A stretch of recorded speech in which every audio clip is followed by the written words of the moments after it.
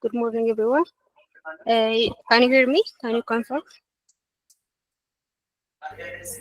Okay, great.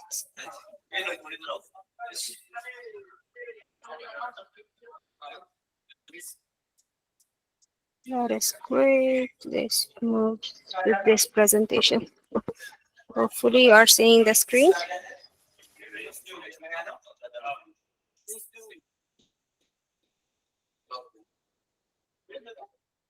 Okay, you're seeing the screen.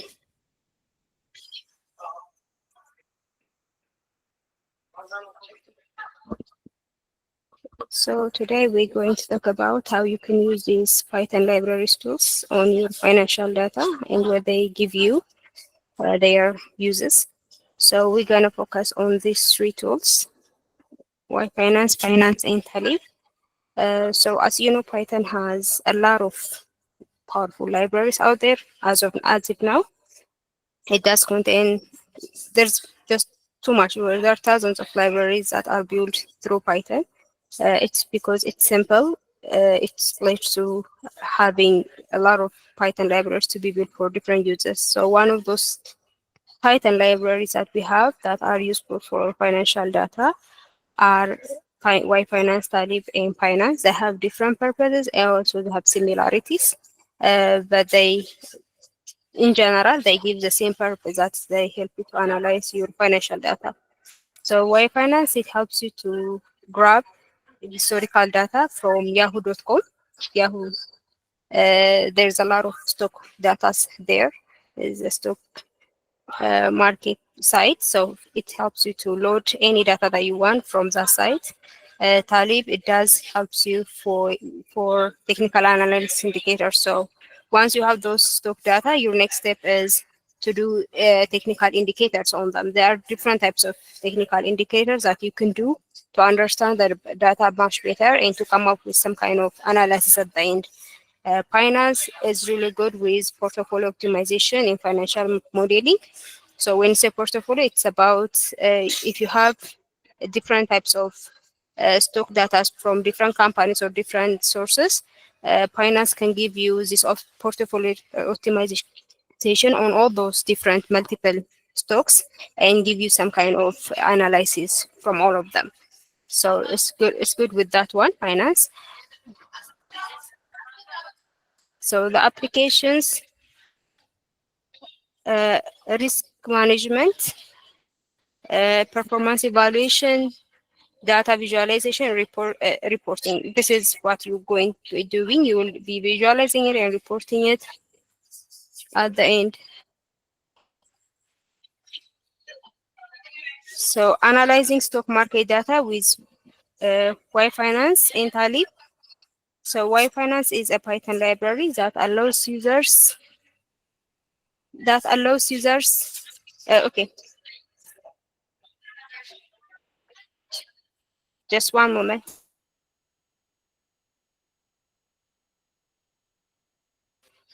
Okay, I'm sorry about that.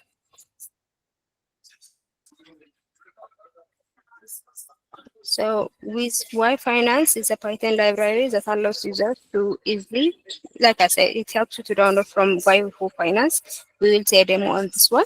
So you can easily download any file from there. TALib, like I said, it's good. It has a lot of wide range of technical indicator algorithms, models, and hierarchies that you can use to analyze your data. Pyfolio is it's an additional tool that you guys can look into other than Pynance. It's also a Python library that does portfolio like Pynance does. So let's just see for Pynance in detail. Why Pynance? So it's like we said, it helps you to access and analyze large amount of financial data, which is essential for identifying trends and patterns. That's what you're doing, right? With data analysis, you are looking for those patterns within the data to predict the future. So it helps with that one. It's simple and efficient. They have that API, makes it easy to integrate. You can use Pynance in integration with TALib, Pynance. It's really easy to integrate the YFinance with the others and do some analysis. So you can install it with this Python command. So Pynance is again a Python library, which is good for portfolio optimization and financial modeling. It gives you risk return optimization. There are different these algorithms that you can do with finance to come to on your data to come up with some solution. So if you click this, it will move you to the GitHub link where you can actually clone the finance repo and do your optimization and everything there. And it uses again YFinance to load stock data from yahoo.com. Uh, TALib is useful for projects because it provides a wide range of, like we said, technical indicators. These technical indicators are not one; they are multiple. There are different kinds of technical indicators that you can do on your data. It's mainly focused TALib. It's the most common one. Finance is a new one, but TALib is the older one. It is more famous and it has a lot of algorithms for you to let your data pass through. Portfolio, this is an addition that you can explore. This is good for, um, portfolio optimization, for performance metrics, for risk analysis, and it also has like the others, a visualization, which it lets you to sort your data. So by combining all these tools, it's not one or the other. You can combine all of them and come get a good analysis on your data. So this will help you to make a trading strategy, make prediction the right way, because what you are doing is understanding historical data, right? By understanding historical data, you will be able to predict the future, and these tools will help to get there. That's basically what they're doing. So these are trading terminologies that most of the stock data have these terms on them. So I just want to discuss them, what they mean. So when you see an open on your stock data, it means the opening price of the stock, the opening price for the stock for the trading day for that particular stock. The open price doesn't show that is actual price that stock is purchased on. It's just the opening price. The high price, again, it doesn't show that is the price that it was purchased. It just shows you that the highest price at that during the trading day was this pricing, but it doesn't mean it's actually the purchased price. The low, which is the opposite of this one, it shows you the lowest price of the trading day, but it's not, again, it's not the purchasing price. And the close is the final or closing price of the stock. So when you see close, it indicates at which price the buyer is likely purchase that stock. The edge close or adjusted close is the closing price adjusted for corporate actions such as dividends, splits, mergers. This is the price that should be used for accurate historical analysis and performance calculations. So you're likely going to use this one for analysis and performance calculations. This is more like this is the close value, but this is more the combination of all these split mergers, and it gives you more likely the actual closing price. So you'll be using this one. It's usually used, this one is used for analysis and performance calculation. And the volume is the number of shares traded during the day.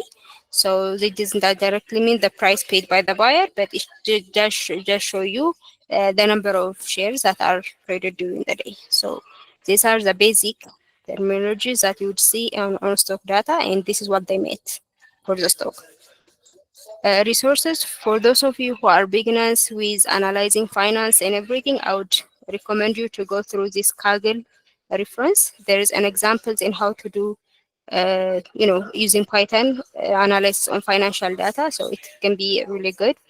There's also a YouTube video for how you can use YFinance to download from yahoo.com. Yahoo Finance site. And there's this references for TALib installation and dependencies in case sometimes the NumPy and pandas might not be compatible with the latest one.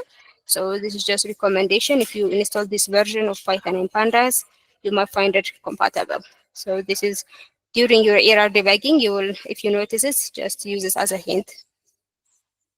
So this is a presentation. Now we can go to the demo. If you have a question, you can interrupt me, but if not, we can go to the demo. Okay, you can. So I'm going to take the silent as a no. Okay, let's go to the demo then.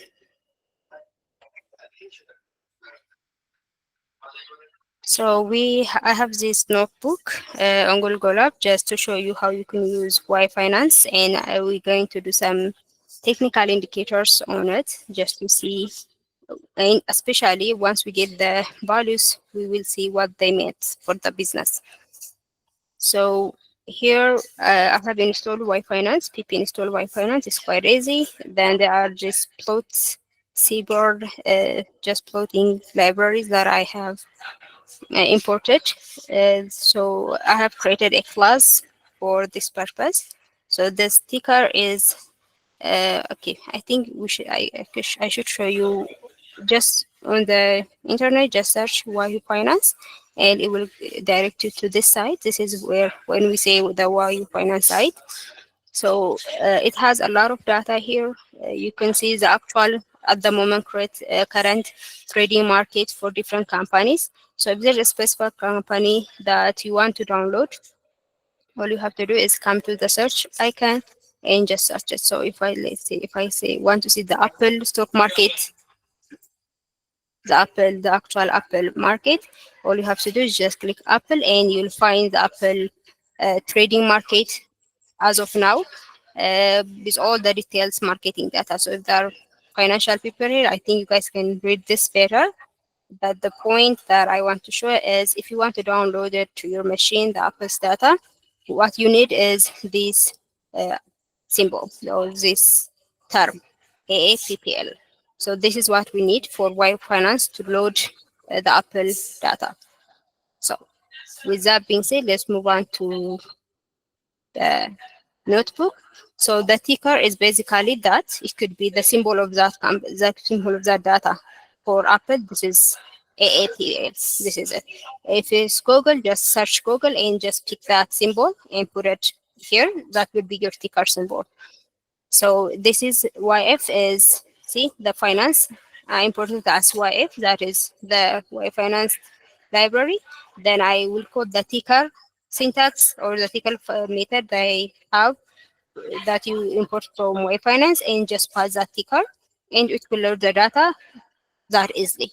That's it. This is one line of code that you need to load any data from YFinance. This is the historical, this is just getting the historical data, which is from Yahoo Finance. It will just grab it. You can give how you grab it. I mean, if I just pass AAPL, it might just try to load every data Apple has so far. I mean, it is more than, I don't know how long Apple has been for. I'm sure it is more than 40 or 30 years. So you don't need all those data. You just can give it a start date and year or something, and you should just grab that year data. That's unnecessary to grab everything. So on this one, I am trying to grab the last year, 2023's. You can define which year, but this is I'm just defining here. I just want the 1 year data. So you can put periods, intervals, and the YouTube video I shared you on the reference. It has different ways of grabbing YFinance data from Yahoo, so please refer that. But it's good to give some time interval, not to put yourself in a loading time. This is just, again, grabbing the data with some time period, and this is where I'm calculating the technical indicators. So here, if you can see here, I am, like I said, these technical indicators are different. On this particular one, I'm calculating the simple moving average technical indicator. So what does simple average moving average indicator means? I have put a note down here for you guys to reference. So if you go to the technical indicator, we have different type of them. I'm just putting here some of them. technical indicators are basically algorithms. They are Python algorithms that helps you to analyze data to come up with some number value. And based on that number value, you decide if it's more than this, if it's below this, if it's between this. This means the data is showing this kind of analysis. That's it. That's that you go through to get some kind of information. So this is SMA. When we say SMA, it means the simple moving average. EMA, it is exponential moving average, the weighted moving average. They give you, they try to smooth, because the pricing data in the stocks is really variable. It does vary from time to time. What they do is these technical indicators just smooth out the price data to identify trends. So they just smooth, they do the average, they do the aggregation and come up with some values to show you how to identify those trends. So if there's a decrease, if there's an increase, you will get that information from this technical indicator. So basically, price data to identify an indicator. So they have different meanings. So the weighted, it gives a weight for the recent prices to see some kind of change. This is what they do. They have different definitions, which you can refer, but basically that's what they are doing. So for example, here, this is a signal, but if you get an RSI value that is less than 30, you will think this is oversold price. So you would recommend your investors, it may be because the RSI signal showed this, it is a good time maybe to buy that stock. If it is greater than 70, it might be a good time to sell your stock. So this kind of suggestion you will give through these mathematical calculations. So that is what technical indicators means. So hopefully you understand their purpose. So basically on this function, what I'm calculating is SMA of 20 days, which is the recent 20 days. And this is back from now to 50 days. So I'm trying to see the difference of the pricing between the simple moving average of 20 days and 50 days, and trying to come up with some kind of analysis. And this is just a plotting function to plot our technical indicator values and see our analysis on a graph to help us understand better. So basically here we are using Apple for this calculation. So if you run this code, it will give you this kind of value. So this is particular Apple data, is the 2023 data of Apple. So we are seeing 2023's Apple data. It's not a recent data, but it's recent. So you can see it's just a hairline. So basically, we are checking the market of Apple for their iPhone product. I think in 2023 it is iPhone 15, maybe.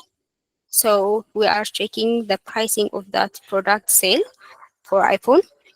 Price change, it shows you it is negative 1.44, which is not a good sign. Volatility 1.05, volume change again negative. It's beats earnings. So when we say Apple's beats earnings, it means every product Apple's is not. This is specific to iPhone, but this one is for all Apple's purchase data. That is, it could be Apple, it could be Mac, any product they have. We are seeing here their earning value. So their price change is negative 1.5. Again, that's not that much good. We have seen a volatility 1.55, which is better. So we are seeing a slice, not a good value for Apple's earnings and iPhone product sale in the 2023 market. So what does this mean? What does this data mean? So it shows you this, the price change, negative 1.4. It shows you there was a stock decrease slightly. It's not big, but there is somehow a slow decrease. The volatility being 1.05 shows there is a relatively low price swings. So it was fluctuating, but it is relatively low. Volume change minus 9.2, which is slightly lower trading volume. So almost everything is not that low, but it is slightly lower. So this is indicates you what the iPhone announcement in 2023 was somewhat disappointing for the investors, for the Apple company shareholders. So as the stock dropped slightly despite the news. So earnings report, their earnings report, which is their entire product sale, not only iPhone, like I said. So it shows minus 1.5 the price, which is the stock has slightly decreased their volatility compared to the iPhone pricing. It does show an improvement, which is higher price swings were there, which is good. Volume change, there is a significant decrease in the trading volume, which is not good. So this indicates despite being this volatility where there is a higher price swings for their whole product sales, uh, the market still show negative. So even if they have some products that are being purchased or sold with volatility of 1.55, still there's a lot of decreasing happening in 2023. So the market this could happen by a lot of factors. Why this happens, you can there are a lot of things that you can come up with to say that it's not something that you can just say as a developer. A lot of factors, news, political situations, climate change, a lot of things affect the market. So it could be a lot of factors, but this is what the data shows 2023.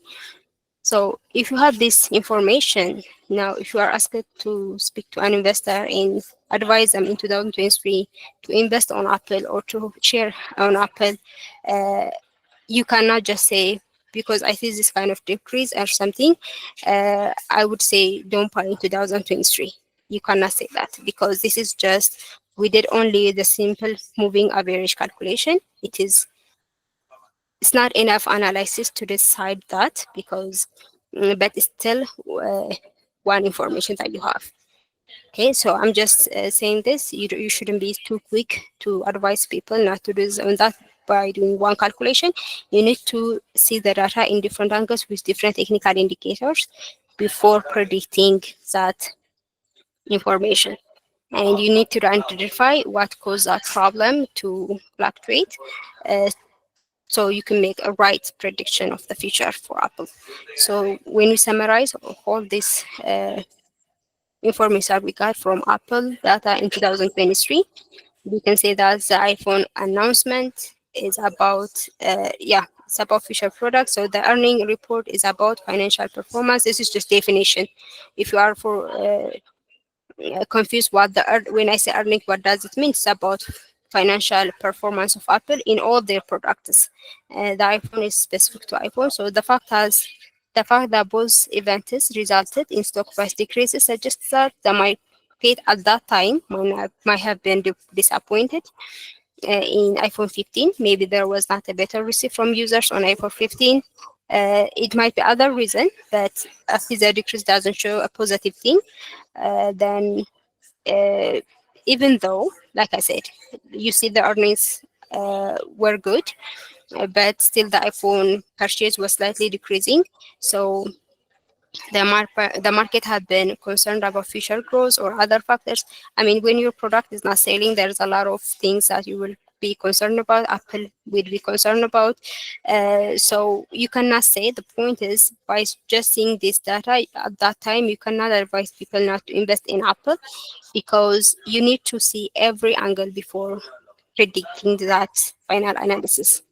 This is not, this is just one information that we get from doing the simple moving average technical indicator analysis, but it's not the only one that you should do before deciding this is it. But from this particularly that we did, this is the information and we got, and this is a fact. So if you see the graph here, like I told you before, we have done the simple moving average for the last 20 days and for the last 50 days. So for the last 20 days, if you see it, the blue line, it has decreased over time. The last 50 days, it is a bit better than the last 20 days. So it shows you on the on the recent time, it is decreasing. The last 20 days are the recent days. So uh, you might not suggest anyone to invest at this time, because even with the recent days, you are seeing a decrease than increase compared to where it was 50 days ago. Or you can move these period times further to get more trends or patterns. But this is what it came up with the simple moving average indicator. So it is showing a decrease in the recent days. So if you summarize, so if you are an investor, when you see this data, you might not think it's not the best time to buy any Apple product or even the stock. I mean, it's about the stock. So if you own the stock, you might want to watch it carefully. So and if you already have an Apple stock, seeing this decrease on the Apple, company, might make you think that should we sell it or should we just keep our stock? It might get up. It's just something that actual owners think about. This is just to give you through what they would say if they see this data. So, like I said, but this is just one indicator that we did. It shouldn't be the only factor for an investor or for you as a professional to suggest someone not to do or do. You need to include a lot more indicators before coming up with a possible solution for what you should do and don't do in the future. So this is a demo. This is just a lot of terms that you'll come up across when you are doing this project. So when you are doing technical analysis, it is a study of historical market data to predict the future, to forecast the future. When we say portfolio analysis, it's about analyzing and management a collection of investment, not just one. Right now, we just did apples, but with portfolio analysis, you will just going to analyze a collection of investments before to come up with some to identify some kind of trend on the data. So you can,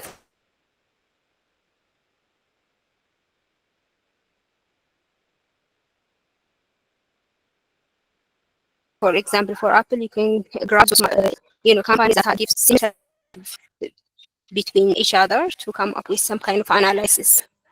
And the moving average, the indicators, they are, like I told you, they are calculations, mathematical algorithms that helps you to break down the prices to give you some kind of idea what the pattern is. A period is a time period. So these are you can read. I'll share you this demo. So this is the demo, and for Pynance, I think this shouldn't be Pynance demo. This is just more, let's just say demo.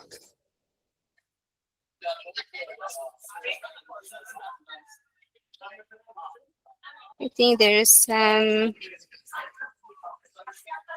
spelling error there.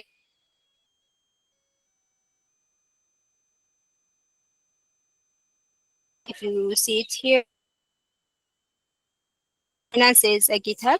So they have the PP install Pynance, but I found this one to be easier to do. You just clone it, then be on the Pynance page, and then they have these starter codes, how you can do portfolio optimizer within their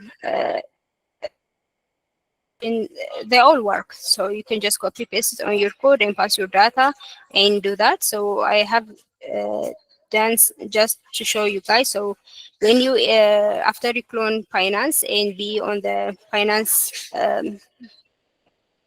directory, just create your notebook file, then just import the Pynance. This is the same code that I just grabbed from their GitHub, nothing different here. So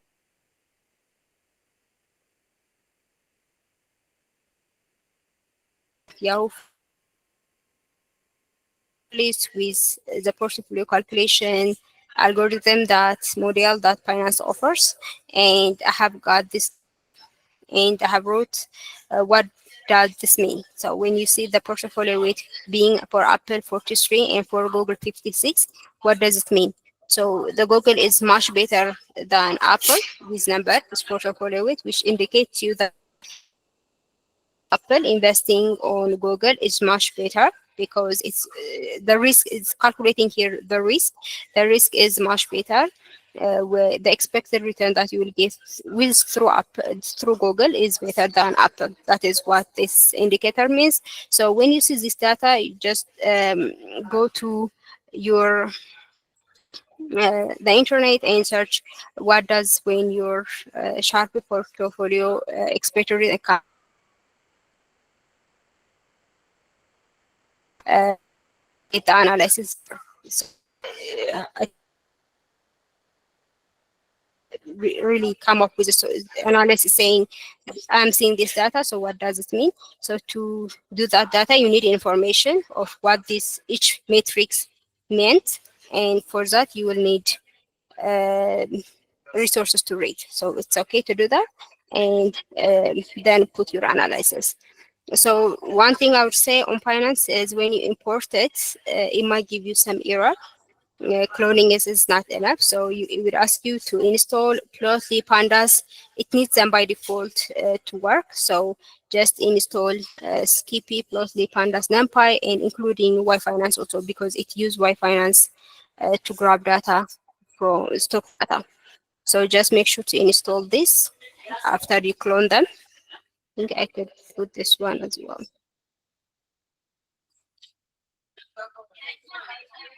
So if you uninstall this, Finance will work and will do you the portfolio calculation.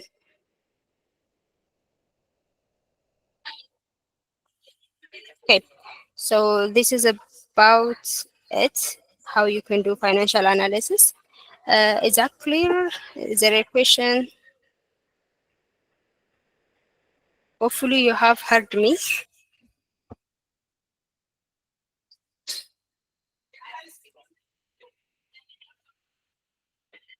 Okay, can I get a confirmation that you have heard everything? Okay, great. So is that clear?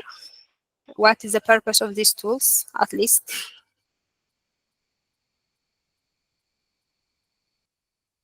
Okay.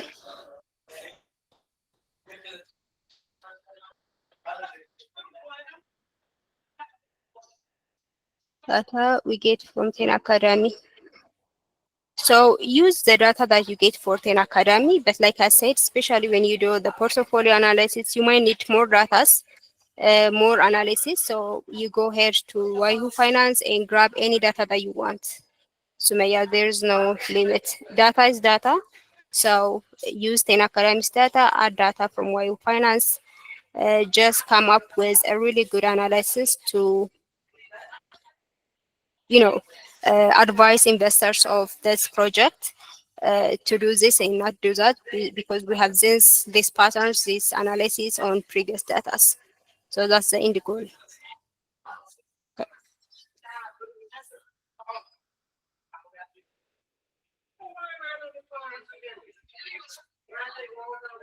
So the data is the one attached in the task file. Uh, yes.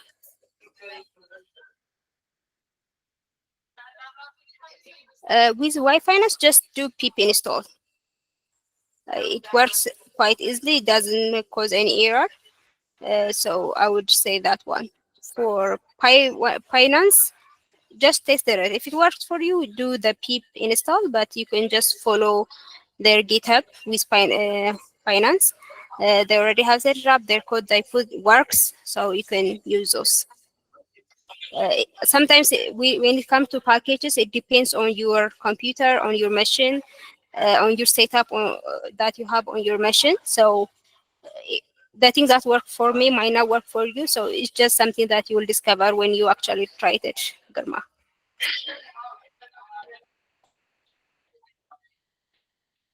Okay. Any other questions?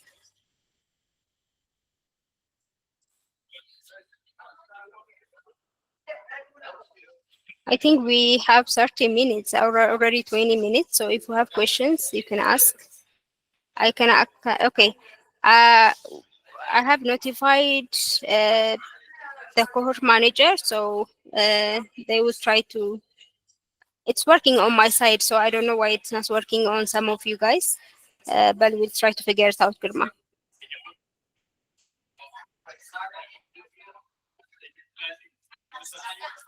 Sure. Can someone share him? Okay, let me just share you mine.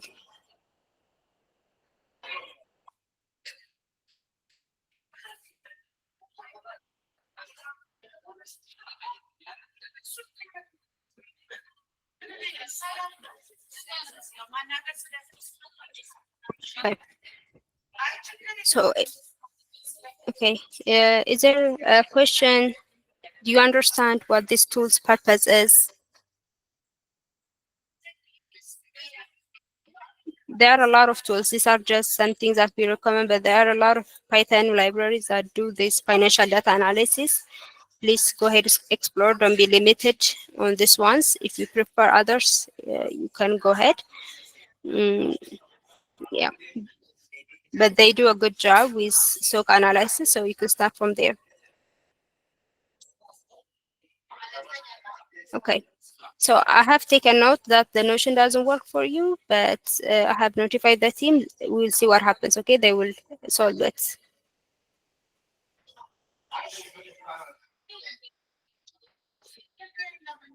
Okay.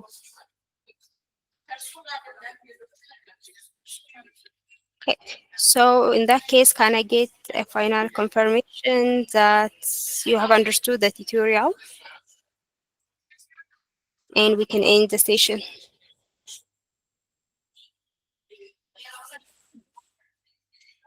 Uh, Firaul, so see if we I'm going to share the slide that I did. Sometimes dependency errors, all these libraries that I just showed you are connected with other libraries. Like I showed you, in Pynance, it does need pandas, numpy to be installed on your machine. So when you are installing them, they might have some dependency issues that come up. So you just need to find the right version and it will work. So for TALib, I have shared some dependency notes on the slide. Check them out and maybe it might work.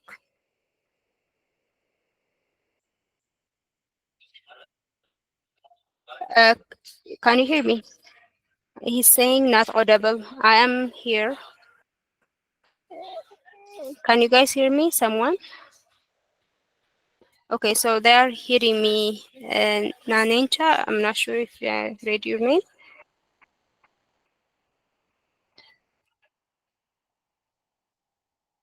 Finance. Wendy, as for what I did right now for installing Finance, I haven't used the base build tools. I just cloned the data, the Finance GitHub, and be in the directory that some people install. They have a guide on their GitHub. Do that, it will work. Just be on your Python environment to avoid uh, create Python environment like I think you guys are familiar with that one. We have seen that last time as well.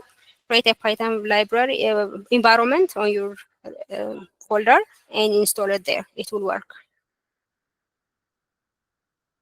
Sure, I'll share it now. Okay, thank you. Just final reaction, then I'm ending the recording.